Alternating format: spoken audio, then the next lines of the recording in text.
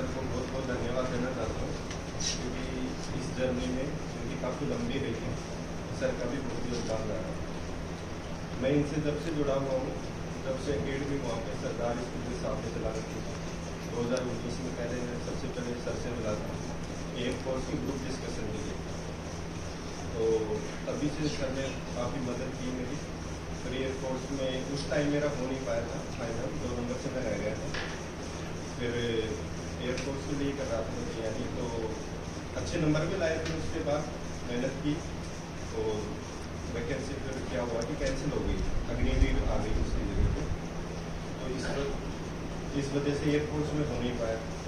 फिर एयरफोर्स में नहीं हो पाया और 20 साल तक एयरफोर्स में लेते हैं, तो 20 साल के बाद लेते हैं, तो 20 मेरी ओवरेज हो चुका था मैं उस टाइम पर 2021 में। फिर सोचा कि अब क्या करें, जॉब तो लेनी है, तो एसएससी की तरफ आया।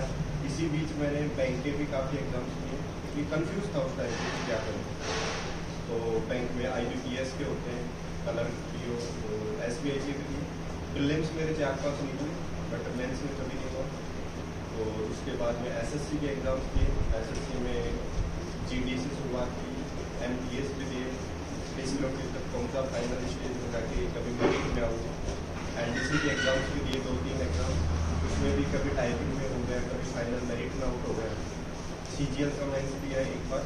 तो इस तरीके से और भी काफ़ी सारे जो साथ में चलते रहते थे एग्ज़ाम, अभी तो नाम तो नहीं याद है, बट जहाँ तक मुझे अंदाज़ा है, मैंने टोटल इन 4 साल की जर्नी के दौरान 50 फॉर्म लगभग भरे हुए, 50 के लगभग फॉर्म फिल किए। उनमें से मेरे 25+ पेपर क्लियर हैं रिटर्न में, और फाइनल अब इसमें हो ही गया। बहुत बढ़िया। 25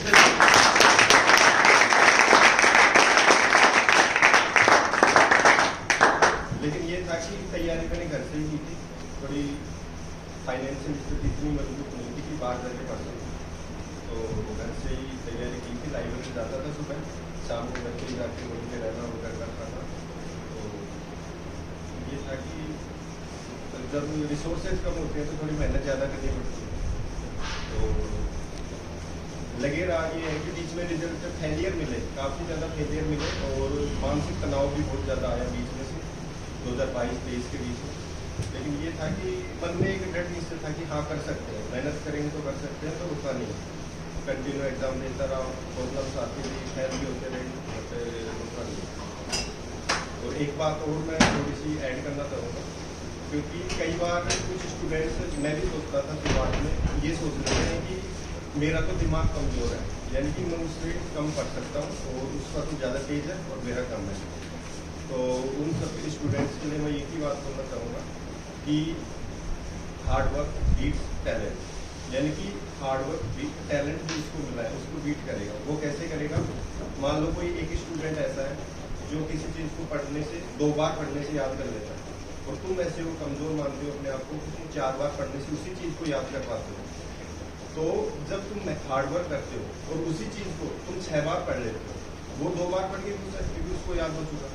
लेकिन तब जब तुम उसी चीज़ को 6 बार पढ़ लेते हो, तो तुम्हारी प्रैक्टिस उससे ज़्यादा हो जाती है, और तुम उससे बीट कर सकते हो, उससे ज़्यादा अच्छा स्कोर कर सकते हो। बस मेहनत ज़्यादा करनी पड़ेगी। तो thank you so much sir, इन्होंने काफ़ी गाइडेंस दी, प्री मेडिकल मैंने और फिजिकल के रिगार्डिंग, रिटर्न के रिगार्डिंग भी काफ़ी सर से मैंने गाइडेंस ली, तो बहुत बहुत धन्यवाद सर का।